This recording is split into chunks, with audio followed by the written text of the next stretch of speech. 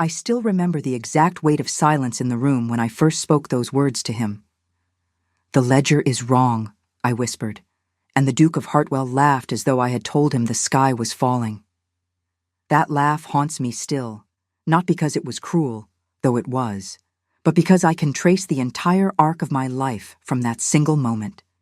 Everything I believed about myself, about love, about the quiet dignity of truth, was forged in the echo of his dismissal. But I am getting ahead of myself. Let me begin where all such stories must begin, at the threshold of a house that would change me forever. I arrived at Ravenswood Manor on the 7th of October, in the year of our Lord, 1842. The autumn rain had turned the roads to rivers of mud, and by the time the carriage deposited me at the servants' entrance, my hem was ruined and my spirit dampened in equal measure. I carried with me a single trunk containing everything I owned in this world: 3 dresses of modest cut, my father's ledger books, a miniature portrait of my mother, and the marriage certificate that proved I had once been Mrs. Vivian Ashby, wife to a man who had gambled away every penny of my dowry before dying of fever in a debtor's lodging house. I was 24 years old. I had been a wife for 2 years and a widow for 1. And I had learned, in that brief and brutal education, that the world held no mercy for women who trusted the wrong men. The housekeeper who greeted me was a stern woman named Mrs. Pemberton, with iron-gray hair pulled back so tightly it seemed to stretch the skin of her temples. She looked at me with a particular disdain reserved for those who exist in the uncomfortable space between servant and gentlewoman. I was neither fish nor fowl, you see, too educated to scrub floors, too poor to sit in drawing rooms. My father had been a respected accountant, trusted by merchants and minor nobility alike, and he had taught me everything he knew. Numbers were my inheritance, the only dowry that could not be squandered by a reckless husband. Mrs. Pemberton led me through the servants' corridors, past the kitchen where the smell of roasting meat made my empty stomach clench, and up a narrow staircase to a small room tucked beneath the eaves. It was clean but sparse, with a single window that looked out over the east gardens. A writing desk had been placed near that window, and upon it sat a candle, a pot of ink, and a stack of ledgers so tall it seemed to lean like a drunken man. "Your domain," Mrs. Pemberton said, and I could not tell if the word was meant as mockery or simple fact. "His Grace expects the quarterly accounts reconciled by month's end. The previous keeper of accounts left rather suddenly, and there is much work to be done." I wanted to ask why the previous keeper had left, but something in the set of her mouth warned me against curiosity. Instead, I thanked her and waited until her footsteps had faded down the corridor before I allowed myself to sit upon the narrow bed and weep. I did not weep for long. I had learned that tears were a luxury I could not afford, and self-pity an even greater extravagance. So I dried my eyes, unpacked my trunk, and set myself to examining the ledgers that would occupy my days. The household accounts of Ravenswood Manor were a labyrinth. Whoever had kept them before me had possessed either a disordered mind or a deliberate intent to obscure. Entries were missing dates, sums were recorded without corresponding purchases, and entire pages seemed to have been removed and replaced with fresh paper. I worked through the night, my candle burning down to a stub, my eyes straining in the dim light, and by dawn I had mapped the shape of the confusion, even if I could not yet understand its cause. It was 3 days before I saw the Duke. I had begun to think of him as a ghost, a presence felt but never seen. The servants spoke of him in hushed tones, always His Grace this and His Grace that, but never by name and never with warmth.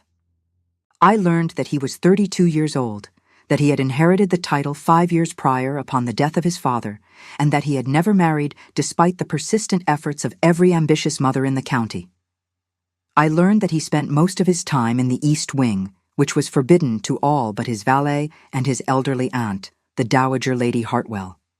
And I learned, though no one said it directly, that he was a man to be feared.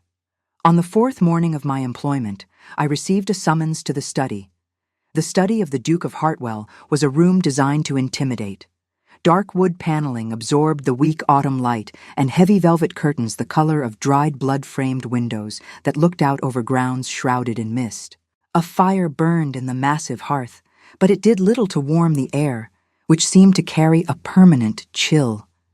And there, behind a desk large enough to serve as a dining table, sat the man who would become both my tormentor and my salvation. He did not look up when I entered. He was reading a letter, his brow furrowed in concentration, and for a long moment I stood in silence, studying him as one might study an adversary before a duel. He was tall. I could see that even with him seated, with broad shoulders and dark hair touched with premature silver at the temples. His features were severe rather than handsome, a strong jaw, a nose that had perhaps been broken once, eyes the color of winter slate. He wore no expression at all, his face as closed and guarded as a locked door. "You are the new accounts keeper," he said at last, and it was not a question. His voice was deep and cold, devoid of any warmth or welcome. "I am, Your Grace," I replied, keeping my own voice steady through an act of will. "Mrs. Vivian Caldwell." His eyes lifted then, and I felt the weight of his gaze like a physical pressure.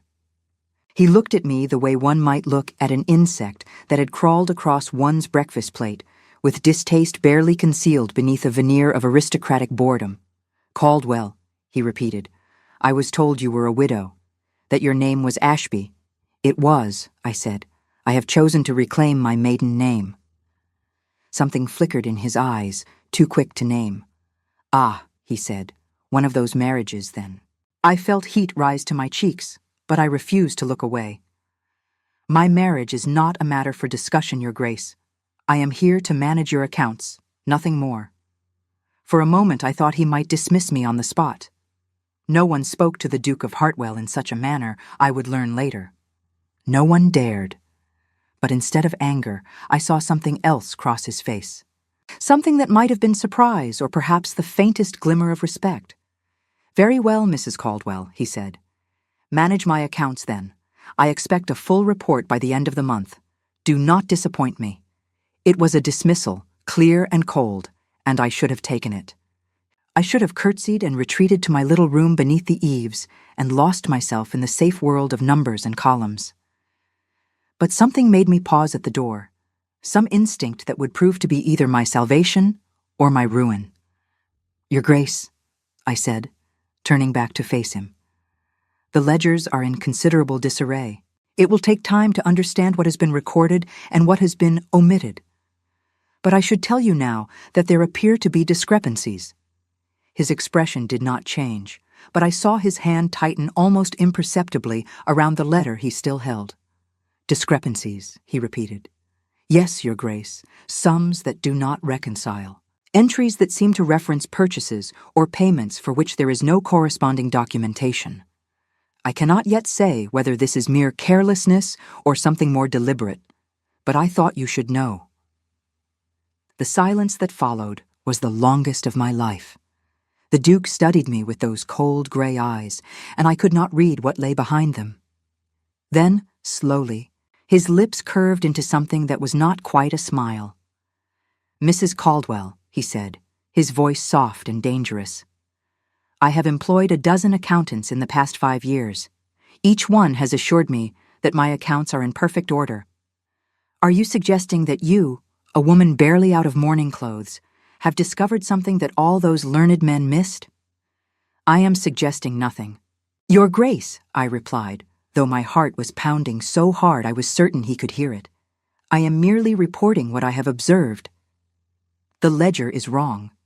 Whether that wrongness is the result of incompetence or something worse, I cannot yet say." He laughed then, that laugh that would haunt me for months to come. It was a sound utterly without warmth, a dismissal more cutting than any words could have been.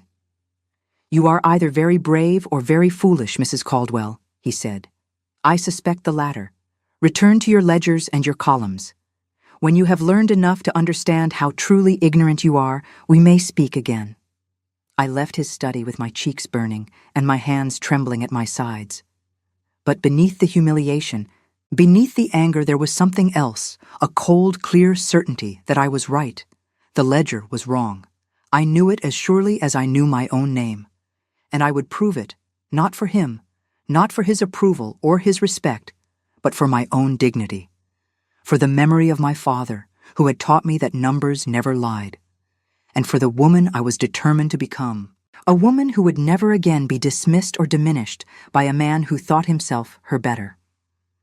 That night, I returned to my room and began again. I pulled every ledger from the desk and arranged them in chronological order. I created lists of every sum that did not reconcile, every entry that lacked documentation, every gap and inconsistency I could find. The candle burned low and was replaced with another. The clock in the hall below chimed midnight, then 1, then 2, and slowly, like a picture emerging from fog, I began to see the shape of what had been hidden. The discrepancies were not random. They followed a pattern, always in the same months, always in the same categories of expense, and they all led back to a single name that appeared again and again in the margins, written in a hand different from the rest, a name I did not recognize, but which seemed to carry enormous weight. The name was Blackwood. I did not know then what that name would come to mean. I did not know that it would unlock doors I had never meant to open, reveal secrets that powerful men had killed to protect, and bind me to the Duke of Hartwell in ways I could not have imagined. I knew only that I had found something real, something true, and that I would not rest until I understood what it meant. I fell asleep at my desk as dawn broke over Ravenswood Manor, my head pillowed on a stack of papers covered in my own cramped handwriting. And in my dreams, I heard the Duke's laughter echoing through empty halls, mocking me, challenging me, daring me to prove that I was more than he believed me to be. I would prove it. God help me. I would prove everything. The following weeks passed in a blur of numbers and sleepless nights. I took my meals in my room, barely tasting the food the kitchen maid brought me. I spoke to no one, save Mrs. Pemberton, who regarded my obsessive dedication with a mixture of bewilderment and grudging respect. And I avoided the Duke entirely, though I sometimes felt as though I could sense his presence in the house, cold and watchful, waiting for me to fail. The name Blackwood appeared 17 times in the ledgers, always associated with payments that ranged from £50 to £500. There were no receipts, no contracts, no explanations. Just the name and the sum recorded in that distinctive hand. I asked Mrs. Pemberton if she knew the name, and she turned pale and shook her head. "We do not speak of Blackwood," she said, and there was fear in her voice. "Leave it alone, Mrs. Caldwell. Some things are better left undiscovered, but I could not leave it alone." The total of all those payments came to exactly £4,762 over a period of 4 years. Combined with various other discrepancies I had identified, the missing sum approached £5,000. It was a fortune, enough to support a gentleman in comfort for years. And it had simply vanished from the accounts of Ravenswood Manor. On the 23rd of October, I received another summons to the study. The Duke was standing when I entered, his back to the room, staring out the window at the rain that had been falling for 3 days without ceasing. He did not turn when I approached, and for a long moment we stood in silence, two strangers bound together by circumstance and secrets neither of us yet understood. "You wished to see me, Your Grace," I said at last. He turned then, and I was struck again by the severity of his features, the coldness in his eyes. But there was something else there, too, something I had not seen before. He looked tired, I realized, tired and troubled and older than his 32 years. "Mrs. Caldwell," he said, "I have heard that you have been asking questions about matters that do not concern you." My heart quickened, but I kept my voice steady. "If you mean the accounts, Your Grace, they concern me entirely. You hired me to reconcile them." "I hired you to record numbers in books," he said, his voice sharp. "Not to conduct investigations, not to interrogate my staff about names you have no business knowing."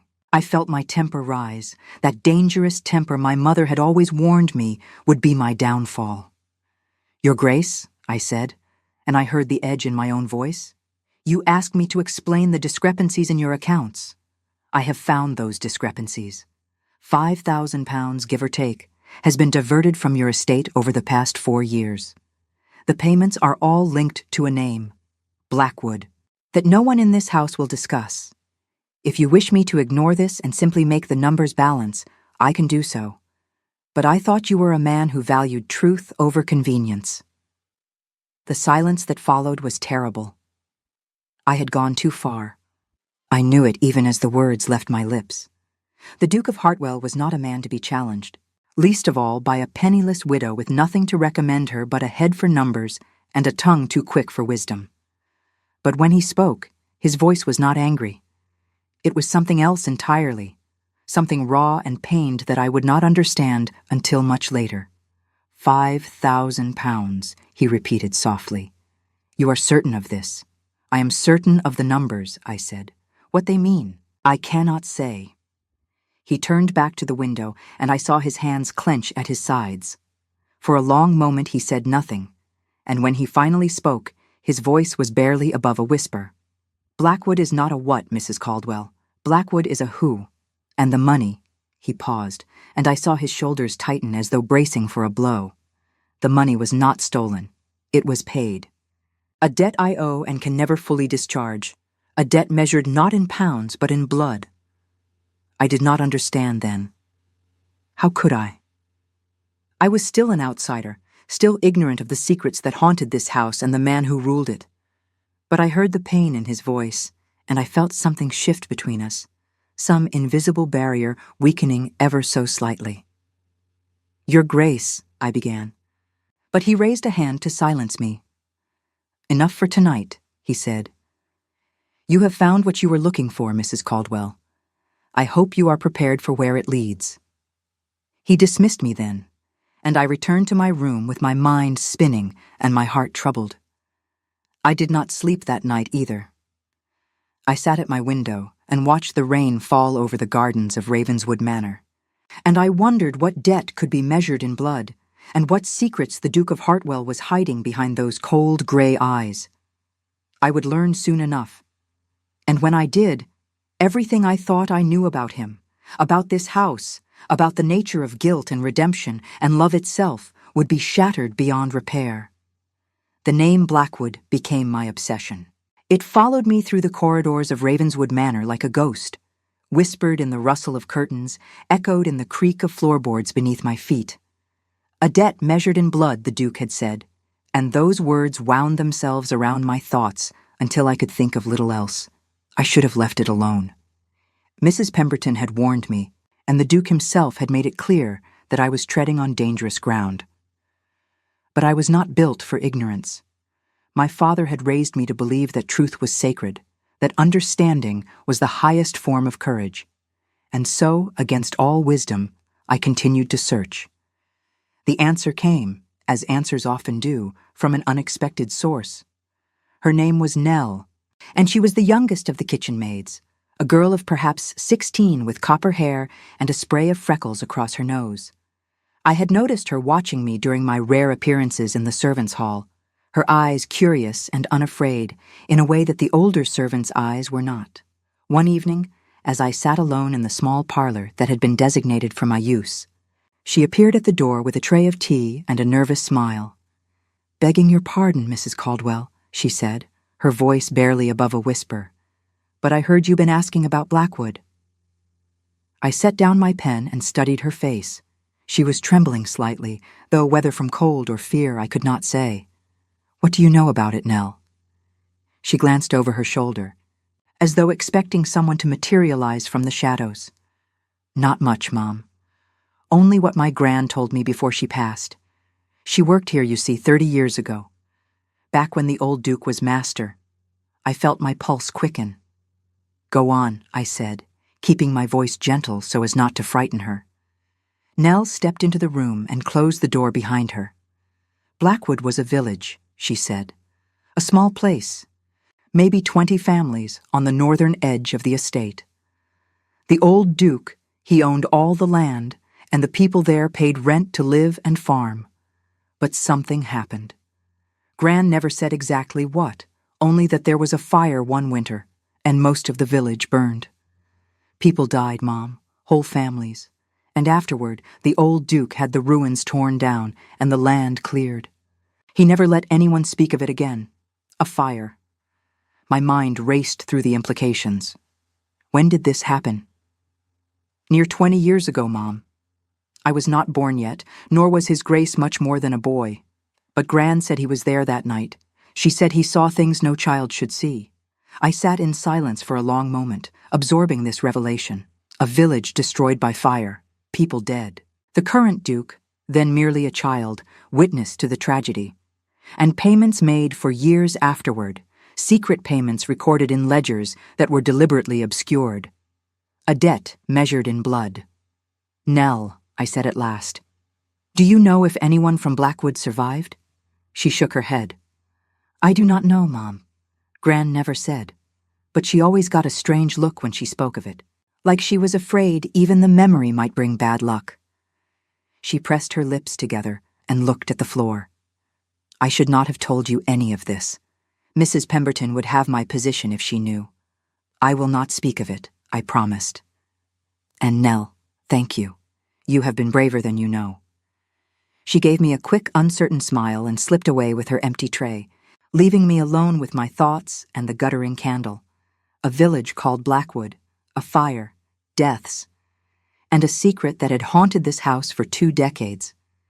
I did not sleep that night. Instead, I searched.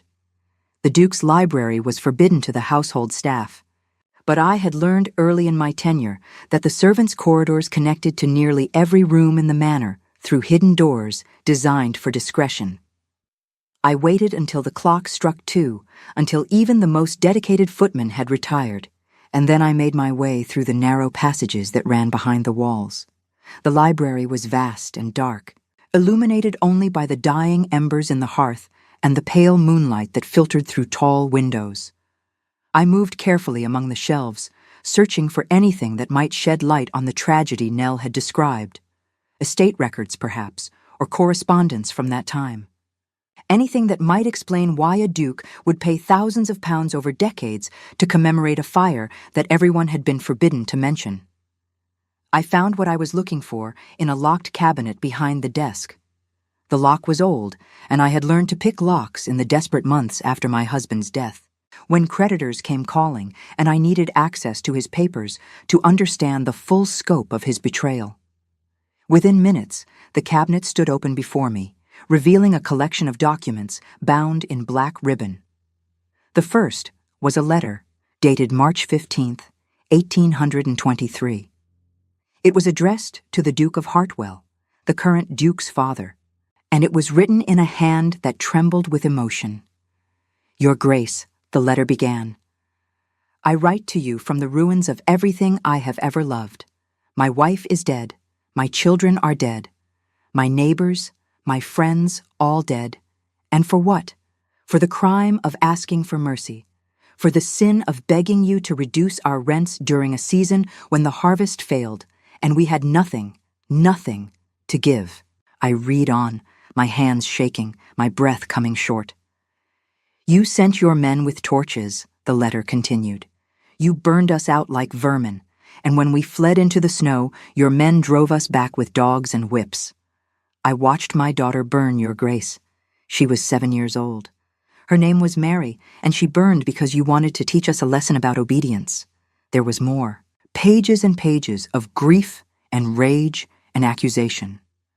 The writer identified himself as Thomas Wren, a tenant farmer of Blackwood Village, the sole survivor of what he called the Hartwell Massacre. He had escaped by hiding in a well, submerged in freezing water while his world turned to ash above him. And he had written this letter not to beg for justice, for he knew none would come, but simply to ensure that somewhere, somehow, the truth would be recorded. I am dying, the letter concluded. The cold that night destroyed my lungs, and I have not many months left. But before I go, I wanted you to know that I know what you did. God knows. And one day, Your Grace, your sons will know, and their sons after them. And the name Blackwood will be a curse upon your house until the last Hartwell draws breath. I sat in the darkness of the library, that terrible letter in my hands, and I wept. I wept for Thomas Wren and his daughter Mary. I wept for the families of Blackwood, erased from history by a cruel man's pride. And I wept for the Duke I had come to despise. who had been a child of 12 when his father committed an atrocity and who had spent his adult life paying a debt he could never discharge, a debt measured in blood. The payments in the ledger were not theft, they were penance. The current Duke had been sending money to someone, perhaps descendants of survivors, perhaps a fund established in the village's memory for years. He had been trying, in his own secret way, to atone for a sin that was not his own. I do not know how long I sat there. The fire died to cold ash. The moon sank below the trees. And when at last I rose to return to my room, I found that I was not alone. The Duke stood in the doorway watching me. He was dressed in a robe of dark blue silk, his feet bare, his hair disheveled as though he had risen from troubled sleep. In the dim light, his face was unreadable, but I could see the tension in his shoulders, the tight set of his jaw. He looked at the letter in my hands, and I saw something flicker in his eyes. Pain, perhaps, or resignation, or simply the exhaustion of a man who has carried a burden too heavy for too long. "So," he said quietly, "now you know. I should have been afraid. I had broken into his private library, stolen his most guarded secrets, learned things that could destroy him if they ever came to light. But I felt no fear. I felt only a terrible, overwhelming sadness. Your Grace," I began, but he raised a hand to silence me. "Do not," he said, and his voice cracked on the word, "do not offer me comfort or absolution. I do not deserve either, and I will not accept them." "You were a child," I said. "You had no part in what your father did." He laughed then, but it was not the cold, dismissive laugh I had heard before. This laugh was broken, jagged, full of self-loathing. "I was there, Mrs. Caldwell. I stood beside my father and watched Blackwood burn. I heard the screams. I smelled the smoke, and I did nothing. I said nothing. I was a coward then, and I have been a coward every day since." He crossed the room and took the letter from my hands, handling it with the care one might give to a holy relic. "Thomas Wren died 3 months after he wrote this," he said. "I was 15 when I found his letter among my father's papers. I have read it 1,000 times. I know every word by heart, and every word is a knife in my chest." "The payments," I said softly. "You have been sending money to someone, to make amends." He nodded, his eyes fixed on the letter. There were survivors. A handful who escaped, who scattered across the country and tried to forget. I have spent years tracking them down, offering what little restitution I can. Money cannot bring back the dead, Mrs. Caldwell, but it can ease the living at least a little. I looked at him then, truly looked, and I saw him for the first time, not as the cold, arrogant Duke who had laughed at my discovery, but as a man haunted by a past he could not change and a guilt he could not escape. I saw the boy who had watched his father's cruelty and been marked by it forever. And I saw something else, something I had not expected to find in those gray eyes. Loneliness, a loneliness as vast and deep as the sea, kept hidden behind walls of ice and silence. "Why did you hire me?" I asked. "Truly." He was quiet for a long moment. Then he sighed, a sound of such weariness that it seemed to come from his very soul. "Because I knew you would find out," he said. "I have known for months that the ledgers were becoming impossible to conceal. And I thought—" He paused, and something almost like a smile touched his lips. "I thought that if it had to be discovered, better by someone who would understand, someone who had known loss, someone who would not look at me with either fear or pity." "And do I?" I asked. "Look at you with either?" He met my eyes, and I felt the weight of his gaze like a physical touch. "No," he said softly. "You look at me as though I am a problem to be solved. It is strangely refreshing. I did not know what to say to that. I did not know what to feel. This man had mocked me, dismissed me, made me feel small and foolish. And yet, beneath all of that, he had been protecting a secret not out of shame for himself, but out of grief for others. He had been carrying a weight that would have crushed a lesser soul. "What will you do now?" he asked. "You have enough to ruin me if you choose. The scandal would be immense. The great Duke of Hartwell, scion of a family that massacred its own tenants. I would be finished in society. I considered the question carefully. I thought of the power I held, the revenge I could exact if I wished. And I thought of Thomas Wren's letter, of little Mary who burned at 7 years old, of all the ghosts that walked the halls of Ravenswood Manor. "I am not interested in your ruin, Your Grace," I said at last. "I am interested in the truth. And the truth is that you have spent your life trying to repair what your father destroyed. That is not something to be punished. It is something to be honored." He stared at me as though I had spoken in a foreign tongue. For a long moment, neither of us moved. Then slowly, he reached out and took my hand. His fingers were cold, his grip tentative, as though he had forgotten how to touch another person with gentleness. "Thank you," he said, and his voice was rough with emotion. "Thank you, Mrs. Caldwell." We stood like that for what felt like hours, his hand in mine, the ghosts of Blackwood watching from the shadows. And in that moment, something changed between us. The wall of ice that had separated us began to crack. The first tender shoots of something new and fragile began to push through the frozen ground. I did not know then what that something would become. I did not know that it would grow into a love so powerful it would reshape both our lives. I knew only that I was no longer alone in this house of secrets, and neither was he. When I finally returned to my room, the first light of dawn was breaking over the gardens. I sat at my window and watched the sun rise, painting the sky in shades of rose and gold, and I thought about the strange path that had brought me to this moment.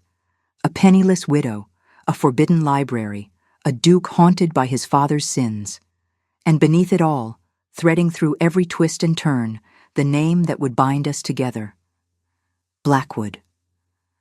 I did not know it then, but the discovery I had made was only the beginning.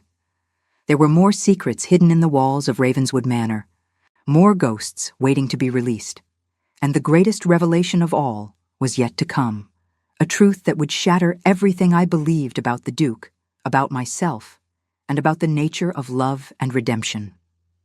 But that is a story for another night.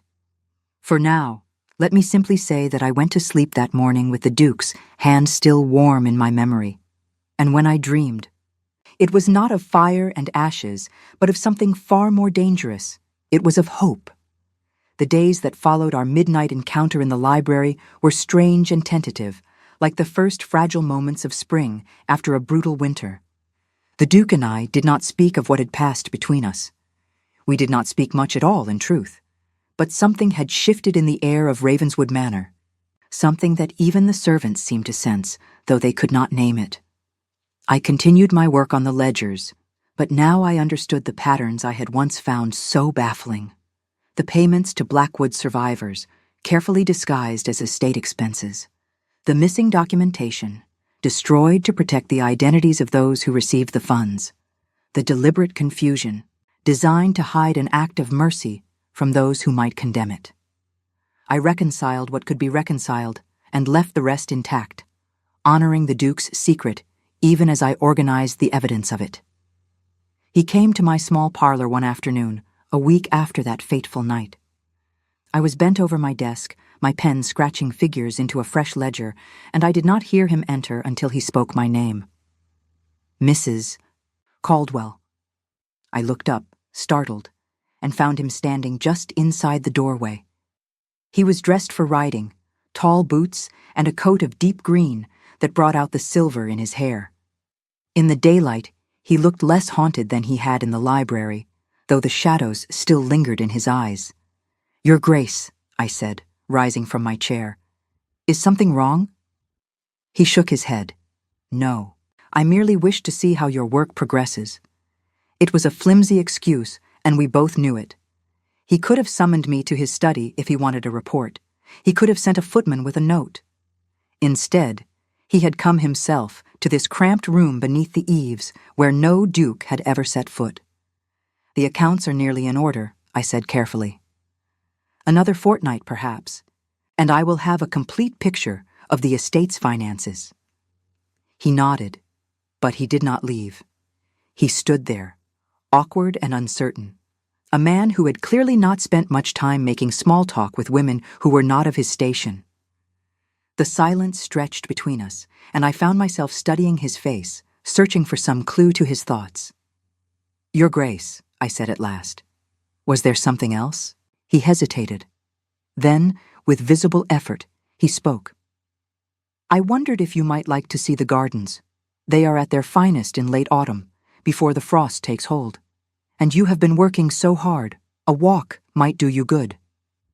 I stared at him, too surprised to respond. The Duke of Hartwell, cold and proud and untouchable, was asking me to walk with him in the gardens. It was such an ordinary request, and yet it felt monumental, like a door opening onto a room I had never known existed. "I would like that very much," I said. We walked for over an hour that afternoon, through winding paths lined with roses gone to hip and hedges trimmed into fanciful shapes. He told me about his mother, who had designed the gardens before her death when he was 10. He told me about his younger brother, killed in a riding accident at 19. He told me about the weight of being the last of his line, the pressure to marry and produce an heir, the endless parade of simpering debutantes pushed at him by their ambitious mothers. I told him about my father, who had taught me to find beauty in numbers. I told him about my marriage, the hope with which it had begun and the despair with which it had ended. I told him about the creditors who had come for everything, the furniture and the silver, and even my mother's jewelry, leaving me with nothing but debts and shame. We did not speak of Blackwood. We did not need to. That shared knowledge hung between us like a bridge, connecting us across the vast gulf of station and circumstance. For the first time since my husband's death, I felt seen, not pitied or dismissed or patronized, but truly seen as a person of worth and substance. When we returned to the house, the sun was setting and the air had turned cold. The Duke walked me to the foot of the servants' stair, where propriety demanded we part. But before I could climb the first step, he caught my hand. "Thank you," he said quietly, "for walking with me, for listening. I had forgotten what it was like to speak to someone who does not want something from me." I looked down at our joined hands, his so much larger than mine, his skin warm against my cold fingers. "Everyone wants something, Your Grace," I said. "It is the nature of being human. And what do you want, Mrs. Caldwell?" The question hung in the air between us. I could have given a safe answer, a proper answer. I could have said that I wanted nothing more than to do my job well and earn my wages honestly. But something in his eyes made me speak the truth instead. "I want to matter," I said.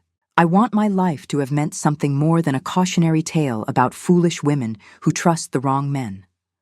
I want to be remembered for what I did, not merely for what was done to me." He was silent for a long moment. Then, slowly, he raised my hand to his lips and pressed a kiss to my knuckles. It was a gesture from another era, courtly and formal, and yet it made my heart race in a way that was anything but formal. "You matter," he said, "more than you know." He released my hand and walked away before I could respond. I stood at the foot of those stairs for a long time, my hand still tingling where his lips had touched it, and I wondered what was happening to me. I had sworn never to give my heart to another man. I had built walls around myself, high and thick and impenetrable. And yet here I was, watching those walls crumble at the mere touch of a duke's lips on my skin. I told myself it was nothing, a moment of weakness, born of loneliness and shared secrets. I told myself that a man like him could never truly care for a woman like me, that I was a novelty at best, a distraction at worst. I told myself all the sensible things a woman in my position should think. But late that night, lying in my narrow bed, I could not stop remembering the warmth of his hand, the softness of his voice, the way he had looked at me as though I were something precious and rare. I was falling in love with the Duke of Hartwell. God help me, I was falling, and I did not know how to stop. The Dowager Lady Hartwell summoned me 3 days later. I had seen her only from a distance since my arrival, a tall, severe woman in her 60s who moved through the manor like a ship under full sail. She was the Duke's aunt, his father's elder sister, and she had served as mistress of Ravenswood Manor since his mother's death. The servants feared her even more than they feared the Duke himself, and her word was law in all matters of household management. The summons came through Mrs. Pemberton, who delivered it with a meaningful look that I could not quite interpret. "Her ladyship will see you in the morning room at 11 o'clock, she said. "I would advise you to be punctual and careful." I arrived at precisely 11, my best dress brushed and pressed, my hair pinned with more care than usual. The morning room was bright with winter sunlight, and the dowager sat enthroned in a chair by the window, her silver hair immaculately coiffed, her black silk gown rustling as she turned to examine me. "So," she said, and her voice was cool as marble, "you are the woman who has been walking in my gardens with my nephew." I felt my cheeks flush, but I kept my voice steady. "Yes, my lady. His Grace was kind enough to show me the grounds. Kind." She repeated the word as though it were a foreign language. "My nephew is many things, Mrs. Caldwell, but kind is not among them. He does not invite servants to walk with him in the gardens. He does not take tea with housekeepers or discuss literature with governesses. And yet here you are, a widow of no family and less fortune, and he treats you as though you were his equal." I did not know what to say. The dowager's eyes were sharp as glass, missing nothing, and I felt as though she could see straight through to my racing heart. "I wonder," she continued, leaning forward slightly, "what exactly you imagine will come of this. Do you think he will marry you? Elevate you to his station? Make you the Duchess of Hartwell?" "My lady," I began, but she raised a hand to silence me. "I am not accusing you of scheming," she said. "I have made inquiries about you, Mrs. Caldwell. You are not a fortune hunter or a social climber. You are simply a woman who found herself in an impossible situation and has been trying to survive it with what dignity she can muster. I respect that. But respect does not change the facts." She rose from her chair and crossed to where I stood, her movement slow and deliberate. "My nephew is the Duke of Hartwell," she said. "His bloodline stretches back 500 years. He will marry a woman of appropriate birth and breeding, a woman who can give him heirs and take her place in society without causing scandal. That woman is not you. It can never be you." "I understand, my lady," I said, and my voice did not waver, though my heart was breaking. "Do you?" She studied my face for a long moment. "I wonder. You have a quality about you, Mrs. Caldwell, a certain fire that I suspect my nephew finds appealing. He has always been drawn to things that burn. But fire consumes, and in the end, it is always the woman who is left in ashes. I am telling you this not to be cruel, but to protect you. Walk away now, while you still can, before you are destroyed." She dismissed me then, and I walked back to my room in a daze. Every word she had spoken was true. I knew it was true.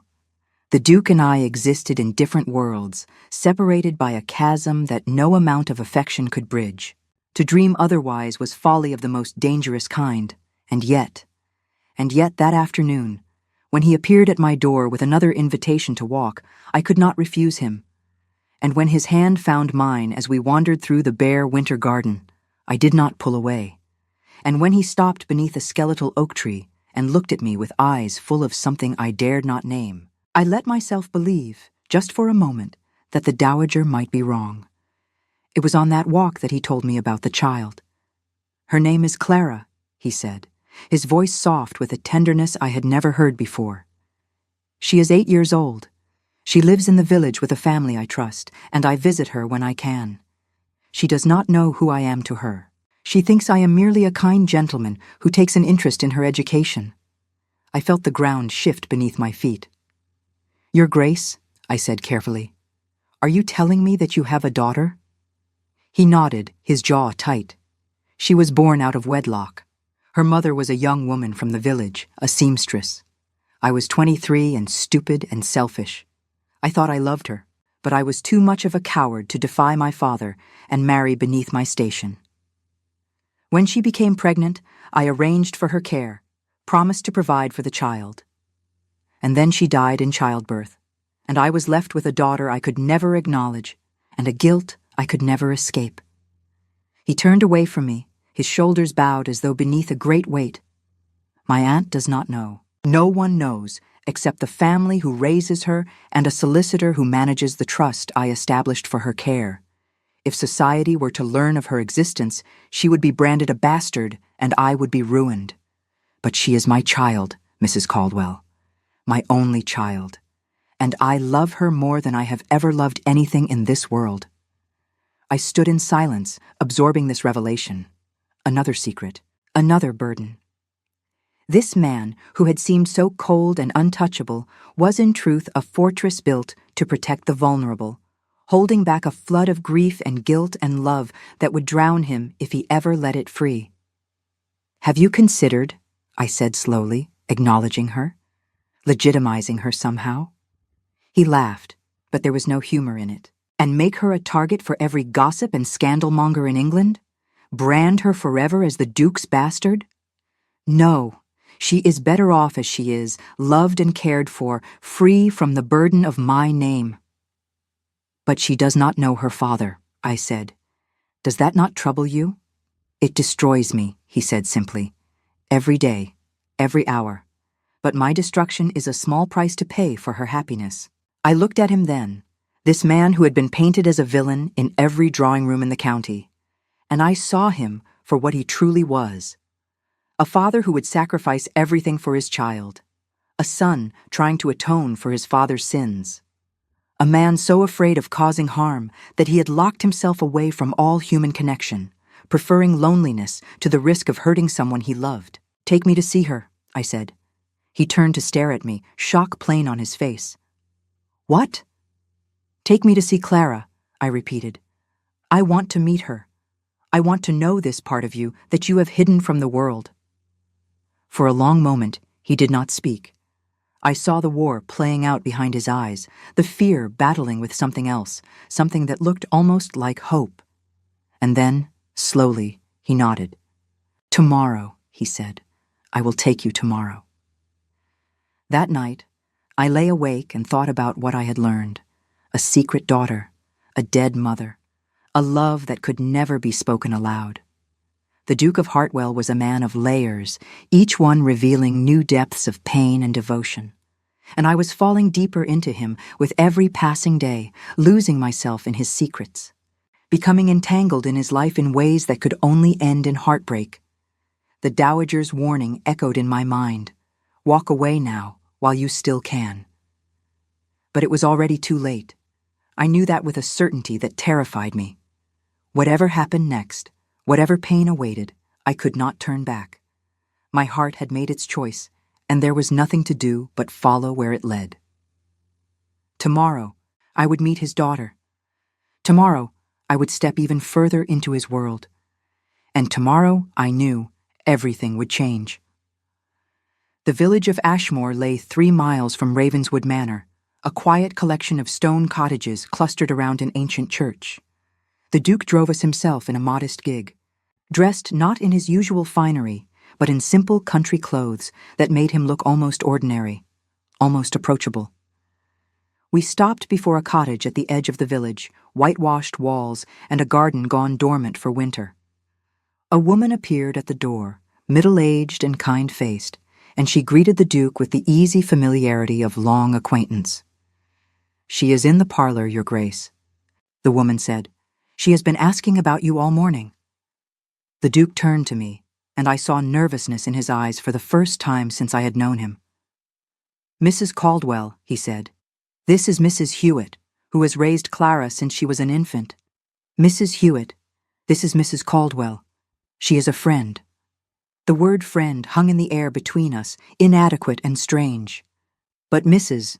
Hewitt merely nodded and led us inside. Clara was sitting by the fire, a book open in her lap.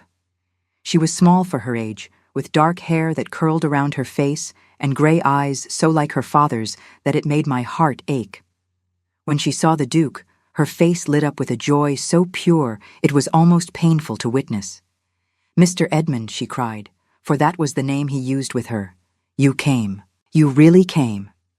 He knelt before her and took her hands in his. "Of course I came, little one. I promised, did I not? I watched them together, this secret father and his hidden daughter, and I felt tears prick at my eyes. The tenderness between them was unmistakable, a bond forged in stolen moments and whispered promises. And I understood, in that moment, why he had brought me here. He was not merely showing me his secret. He was trusting me with the thing he loved most in all the world. Clara looked up and noticed me for the first time. "Who is that lady?" she asked, her voice curious and unafraid. The Duke glanced at me, and something passed between us, something wordless and profound.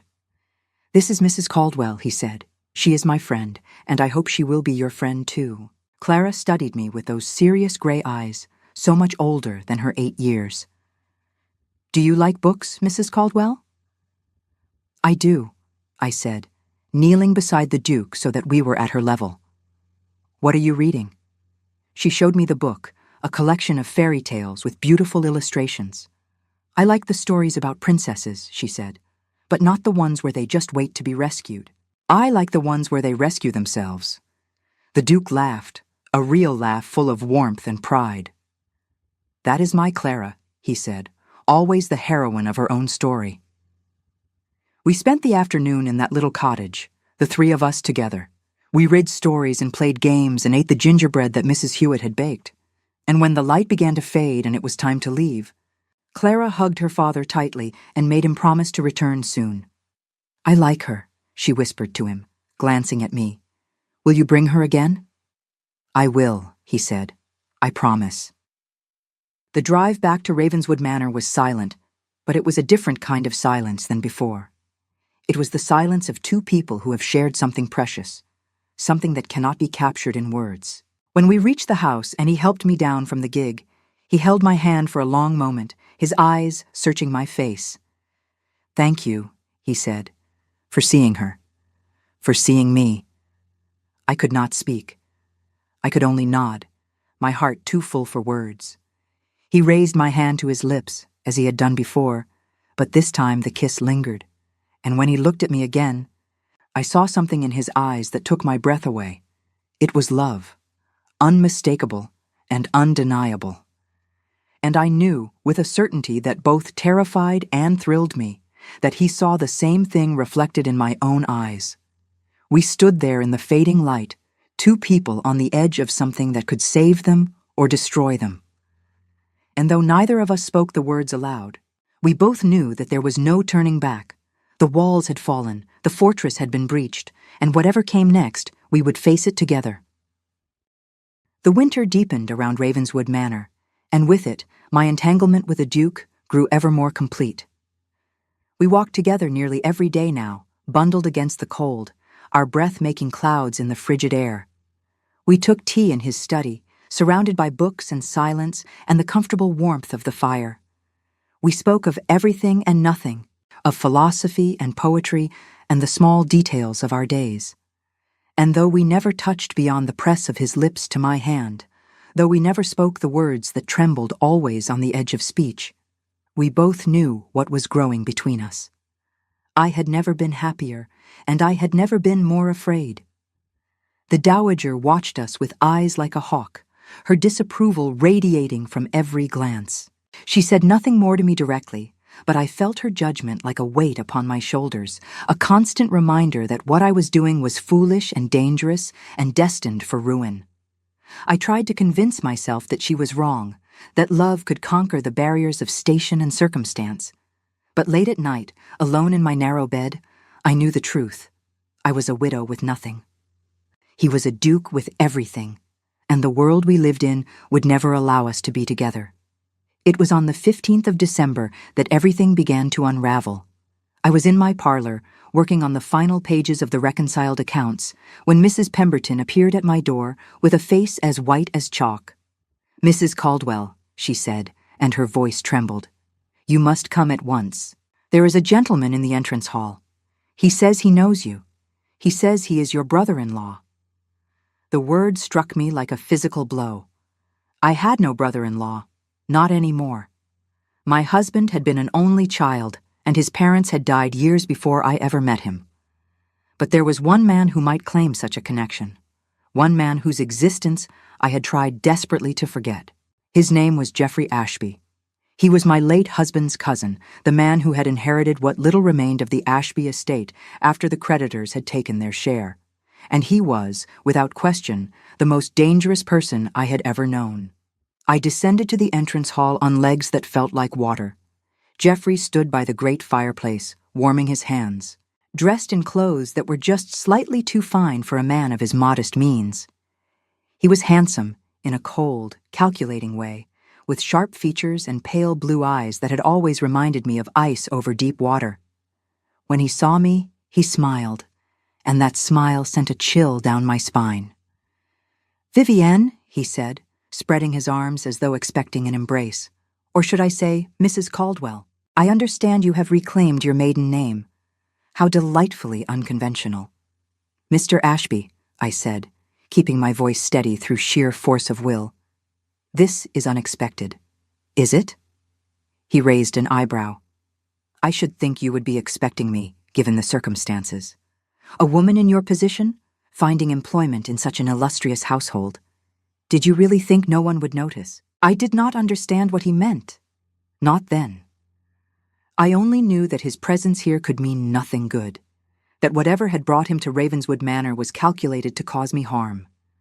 Geoffrey had always resented me, had always believed that I had somehow cheated his family by marrying his cousin and then failing to produce an heir before his death.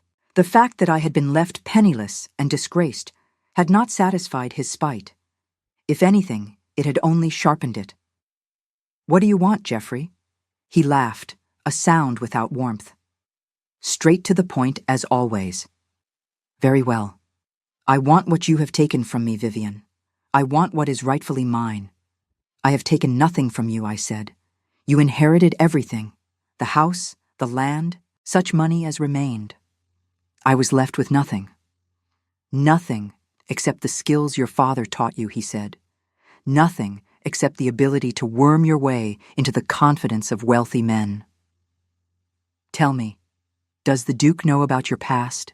Does he know what kind of woman you really are?" A voice spoke from behind me, cold and commanding. "Perhaps you should tell me yourself."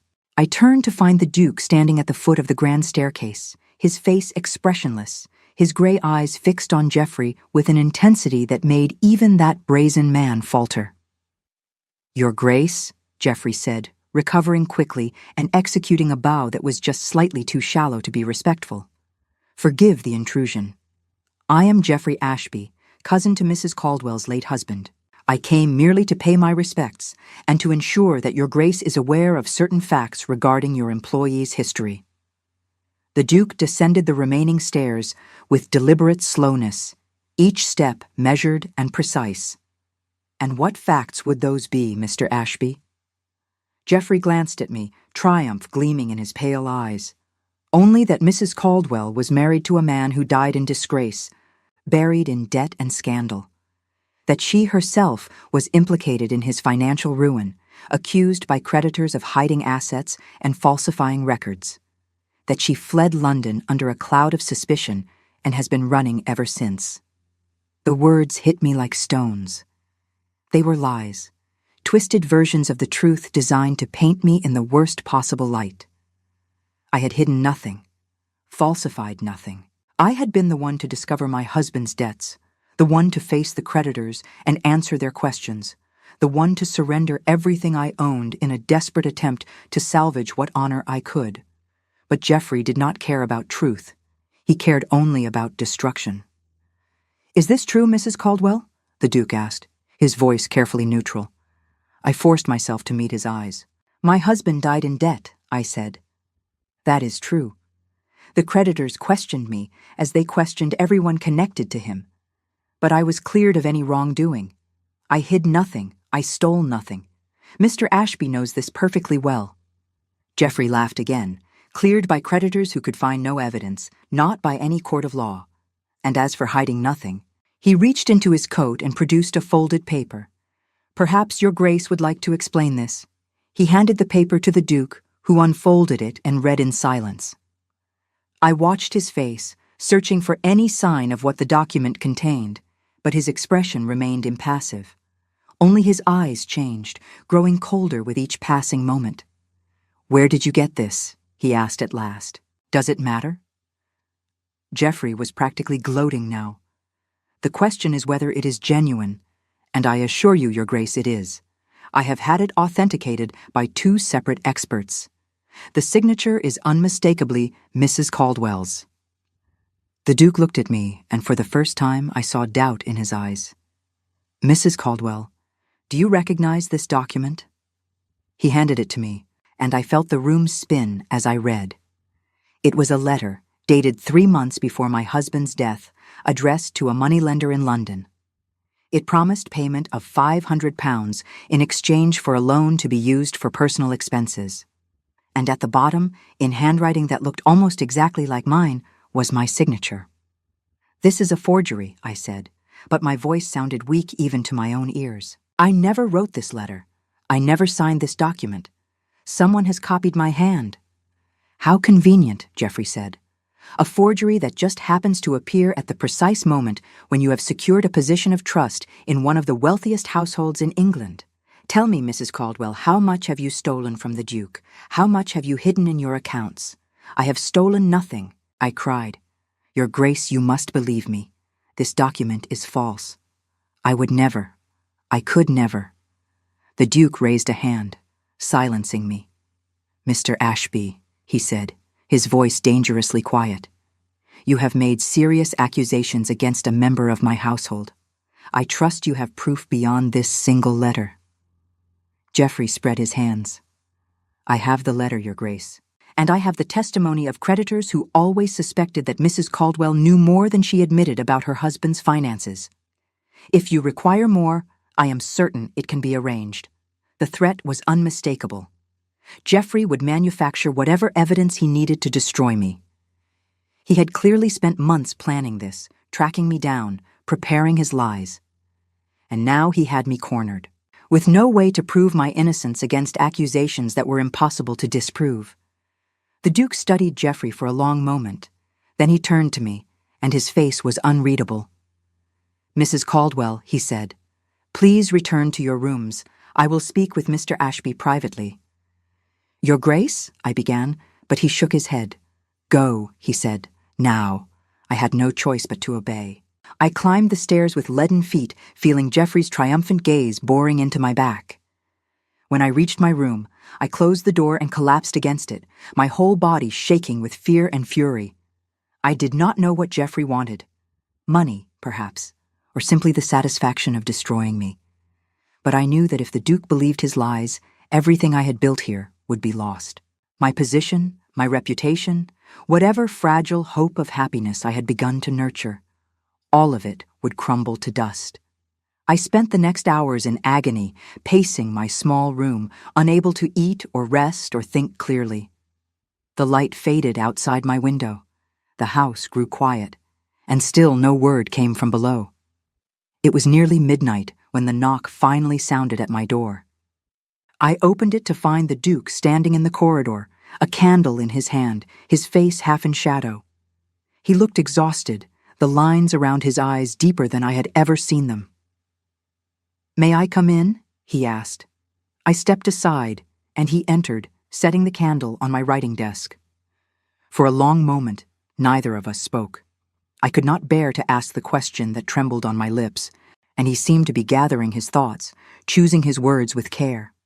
"I sent Mr. Ashby away," he said at last. My heart contracted. "And the accusations?" He looked at me then, and I saw something in his eyes that I had not expected. Not doubt, not suspicion. Something else entirely.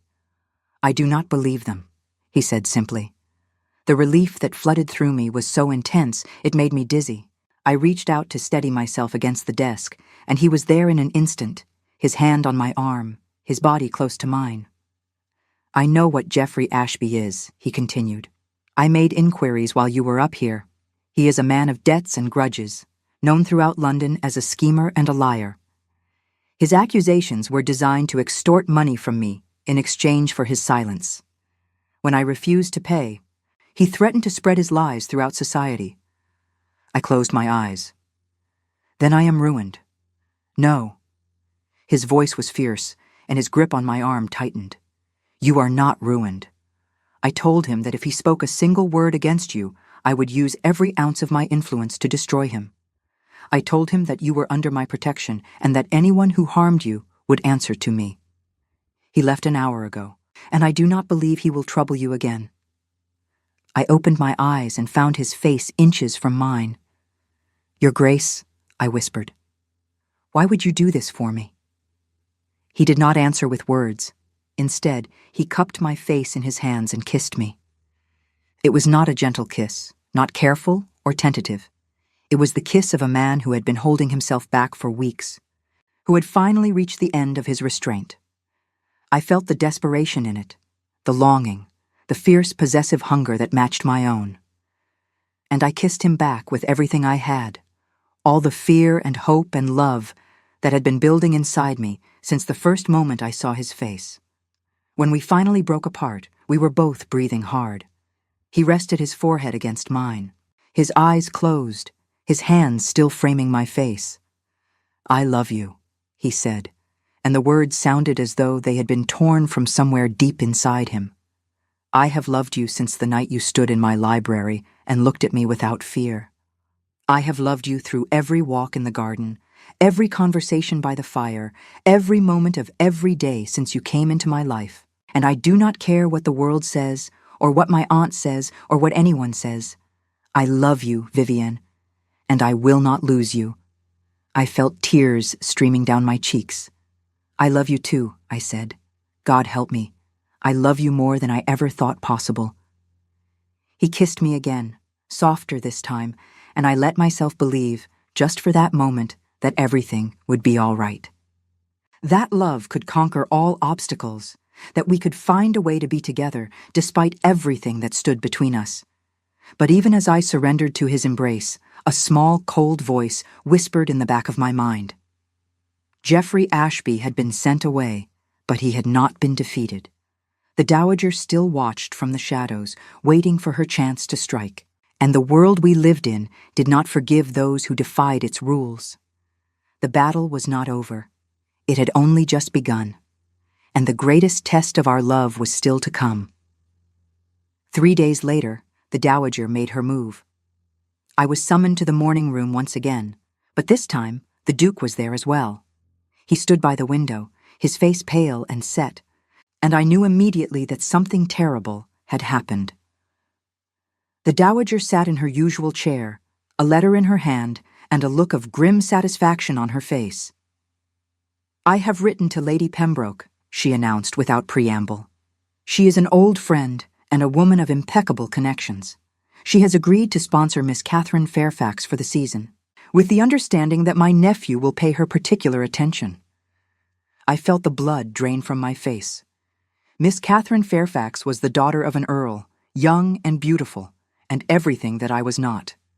A suitable match for a duke in every possible way. Aunt, the Duke said, his voice tight with controlled anger. We have discussed this. We have discussed nothing, the Dowager replied.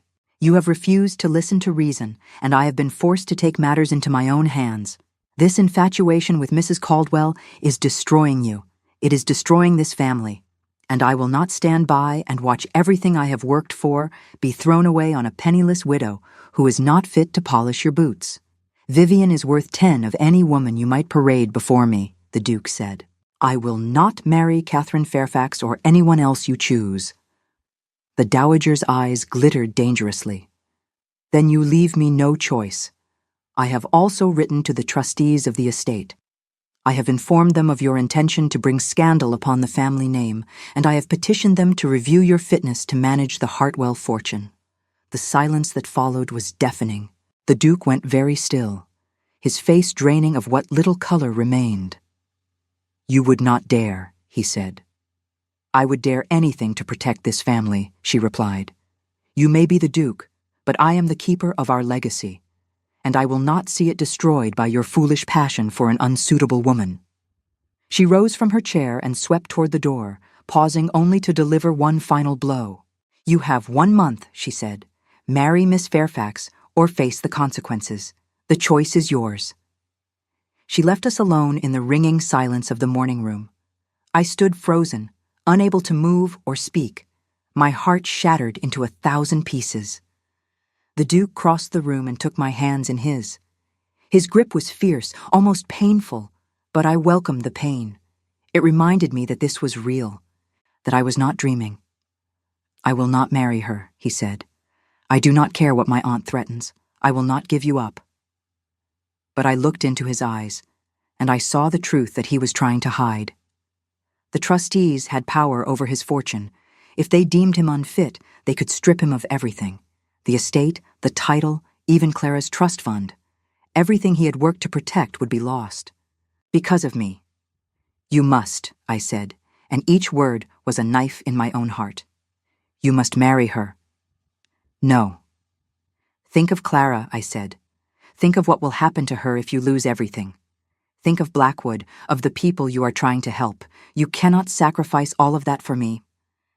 "I can," he said fiercely. "I will." But I shook my head, and I felt the tears begin to fall again. "I will not let you," I said. "I love you too much to let you destroy yourself for my sake." I pulled my hands from his and stepped back, putting distance between us, even as every fiber of my being screamed to stay. "I will leave Ravenswood Manor," I said. "Tonight. It is the only way." Vivienne? No. But I was already moving toward the door. I could not look at him, could not bear to see the anguish on his face. If I looked, I would weaken. And I could not afford to be weak. "Forgive me," I whispered. And I walked out of the morning room, out of his life, leaving my heart behind in the hands of the man I loved. I left Ravenswood Manor as I had arrived, with a single trunk and a heart full of grief. But this time, the grief was of my own making, and that made it infinitely worse. Mrs. Pemberton arranged a carriage for me without question, though I saw the sympathy in her eyes as she handed me a small bundle of food for the journey. The other servants watched from windows and doorways, silent witnesses to my departure. I did not look back as the carriage pulled away from the great house. I could not bear to see it receding behind me, taking with it everything I had come to love. I had no plan, no destination. I had saved a modest sum from my wages, enough to sustain me for a few months if I was careful. Beyond that, I could not think. The future stretched before me like a vast gray emptiness, devoid of hope or purpose. The carriage took me to the coaching inn at Ashmore, where I intended to catch the morning stage to London. I would find work there somehow, lose myself in the crowds of the city, become invisible once more. It was all I knew how to do. I spent that night in a small room above the inn, lying awake in the darkness, listening to the wind howl outside my window. I thought of the Duke, alone in his great house, bound by duty and expectation to a future he did not want. I thought of Clara, who would grow up never knowing that she had been loved by a woman who was not her mother. I thought of all the paths my life might have taken and how each one seemed to lead to this same lonely end. Somewhere in the small hours of the morning, I finally slept. And in my dreams, I walked through the gardens of Ravenswood Manor, searching for something I could not name, calling out to someone who never answered. I woke to the sound of hoofbeats. At first, I thought I was still dreaming. The gray light of dawn was just beginning to filter through the curtains, and the world seemed suspended between night and day. But the hoofbeats were real, growing louder, accompanied by the sound of a carriage rattling into the inn yard below. I rose and went to the window, my heart pounding with a hope I did not dare acknowledge. And there, stepping down from a carriage still steaming from a hard ride, was the Duke of Hartwell. He looked up at my window as though he had known exactly where to find me. Our eyes met across the distance, and even from here I could see the determination written on his face. He strode into the inn without hesitation, and moments later, I heard his boots on the stairs. I opened the door before he could knock. He stood in the narrow corridor, his hair disheveled, his clothes rumpled from travel, his chest heaving with exertion. He looked nothing like a duke, and everything like a man who had ridden through the night to find the woman he loved. "You left," he said, and there was accusation in his voice, but also something else. Something raw and desperate. "I had to," I replied, For your sake, for Clara's sake. He stepped into the room and closed the door behind him. Do not presume to know what is for my sake, he said. Do not presume to make decisions for me as though I were a child who cannot see the consequences of his own choices. The trustees, I began. But he cut me off. The trustees can go to the devil, he said fiercely. I spent the night in my study, going through every document, every contract, every legal provision that governs the Hartwell estate. My aunt was bluffing, Vivian. The trustees have no power to strip me of my title or my fortune, unless I am proven to be of unsound mind or guilty of a criminal act. Marrying a woman beneath my station may be scandalous, but it is not grounds for removal. I stared at him, afraid to believe what I was hearing. But your aunt said. My aunt says many things, he replied, most of them designed to manipulate and control. She has spent 20 years trying to shape me into the Duke she believes I should be, but I am done being shaped. I am done living my life according to her expectations, or society's expectations, or anyone else's expectations but my own. He took my hands in his, and I felt the warmth of his touch spread through my cold fingers. I love you, Vivienne, he said. I have told you this before, but I will say it again, as many times as necessary, until you believe it. I love you, and I want to marry you, and I do not care what the world thinks. Tears were streaming down my face now, but I made no move to wipe them away. You would give up everything, I whispered. Your place in society, your reputation. Your aunt will never forgive you. I am not giving up anything that matters, he said.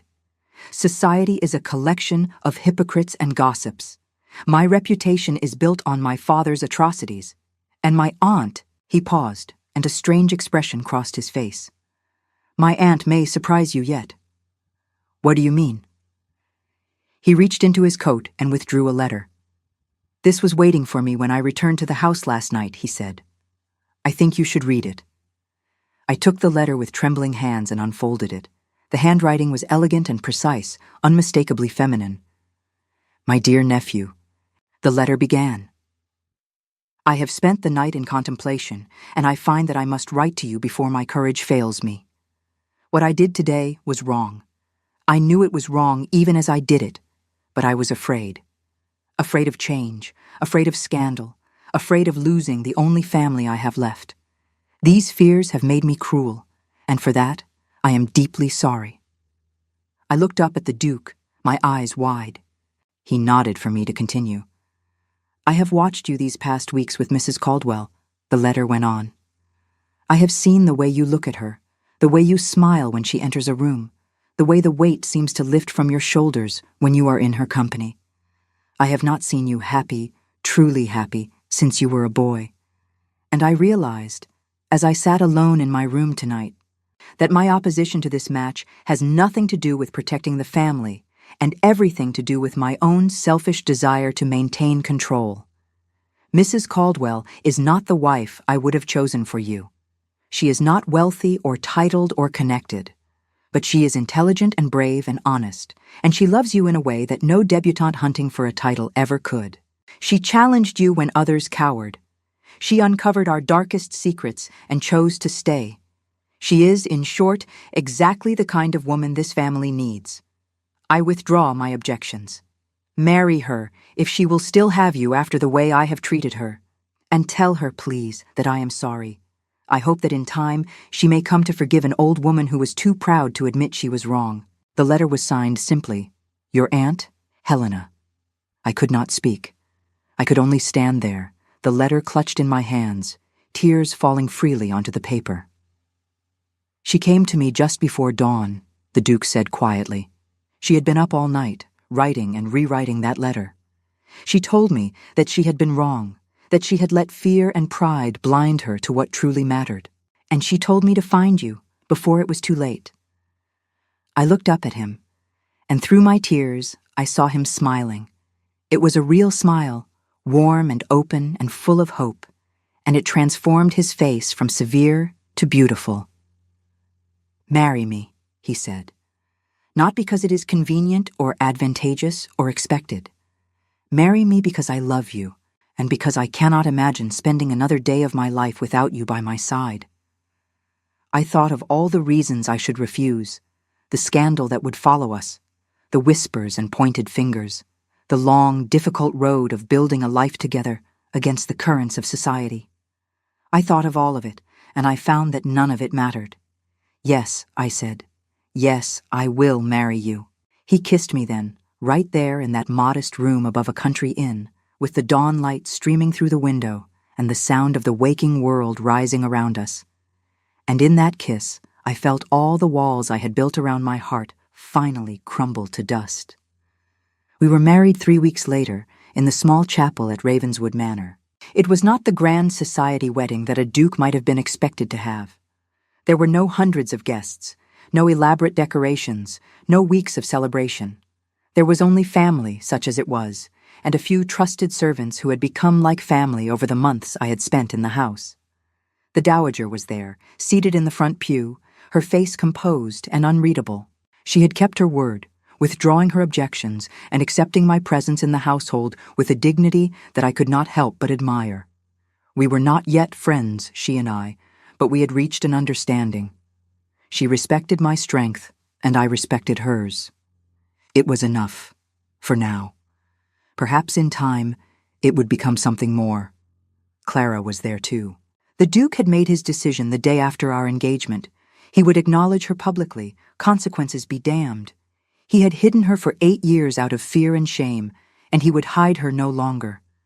She was his daughter, his only child, and she deserved to know her father.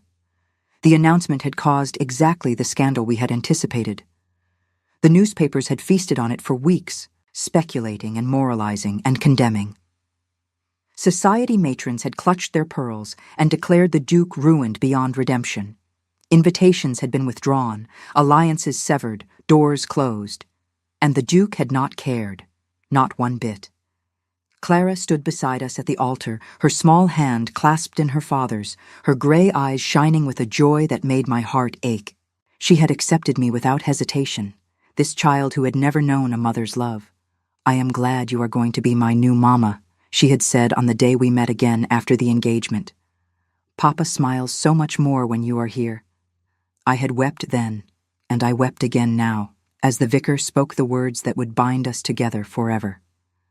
I wept for all the years of loneliness and struggle, for the husband who had betrayed me and the society that had abandoned me.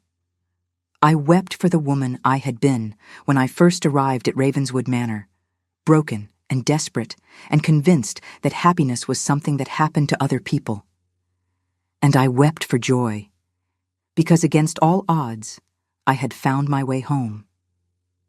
The reception was held in the great hall, beneath chandeliers that sparkled with candlelight and windows that looked out over the winter gardens. There was music and laughter and more food than any of us could eat. The servants who had become my friends celebrated alongside us, their faces bright with genuine happiness. At some point in the evening, the Duke led me out onto the terrace, where the cold air bit at our cheeks and the stars wheeled overhead in their endless dance. We stood in silence for a long moment, looking out over the grounds that were now, impossibly, my home. "There is something I want to show you," he said at last. He led me through the darkened gardens, past the skeletal oaks and the dormant rose beds, to a small clearing I had never seen before. In the center of the clearing stood a stone marker, simple and unadorned, bearing a single word: Blackwood. "This is where they are buried," he said quietly, "the few whose bodies were recovered from the fire. I had this marker placed 5 years ago, when I first learned the truth of what my father had done. I come here sometimes to remember, to remind myself why I must be better than he was." I reached out and took his hand. "You are better," I said. "You have spent your life trying to make amends for sins that were not your own. You have given everything you have to protect those who cannot protect themselves. Your father was a monster, but you are a good man, the best man I have ever known." He turned to look at me, and in the moonlight his eyes glistened with unshed tears. "I do not deserve you," he said. "Perhaps not," I replied with a small smile. "But you have me nonetheless, and I intend to spend the rest of my life making certain you never forget how much you are loved. He pulled me into his arms, and we stood there in the cold and the dark, two wounded souls who had somehow found healing in each other. The ghosts of Blackwood watched from their unmarked graves, but they did not frighten me. They were part of our story now, part of the legacy we would carry forward together. We would not forget them. We would honor their memory by building something better, something kinder, something worthy of the second chance we had been given. The months that followed were not easy. Society did not forgive quickly, and there were many who never forgave at all. We were excluded from balls and parties, whispered about in drawing rooms, held up as an example of everything that could go wrong when passion was allowed to triumph over propriety. But we had each other, and we had Clara, and we had the quiet satisfaction of knowing that we had chosen love over fear. The payments to the Blackwood survivors continued, now openly acknowledged as a charitable fund in memory of the victims. The Dowager, true to her word, accepted me as her nephew's wife, and over time came to regard me with something approaching affection. And Ravenswood Manor, that great house that had once seemed so cold and forbidding, became a home filled with warmth and laughter and the patter of small feet. For Clara was not to remain an only child for long. I discovered I was with child in the spring, and our son was born on a golden September afternoon, with the harvest moon rising over the fields and the sound of celebration echoing through the halls. We named him Thomas, after the man whose letter had first revealed the truth of Blackwood, and as I held him in my arms for the first time, I felt the last broken piece of my heart finally slide into place. I had come to Ravenswood Manor with nothing, a widow with a ruined reputation and a single trunk containing everything she owned. I had expected nothing more than a chance to survive, to earn my wages and keep my head down and fade quietly into obscurity. Instead, I had found a family, a purpose, a love so deep and true that it had transformed not only my life, but the lives of everyone it touched. "The ledger is wrong," I had whispered on that first day, and the Duke had laughed. But I had been right. The ledger was wrong, and in proving it, I had uncovered not only a fortune, but a future. Not only a secret, but a soul. Sometimes, late at night, when the children are asleep and the house is quiet, I walk through the gardens of Ravenswood Manor and think about all the paths that led me here. The father who taught me to find truth in numbers. The husband who betrayed me, and in doing so, set me free.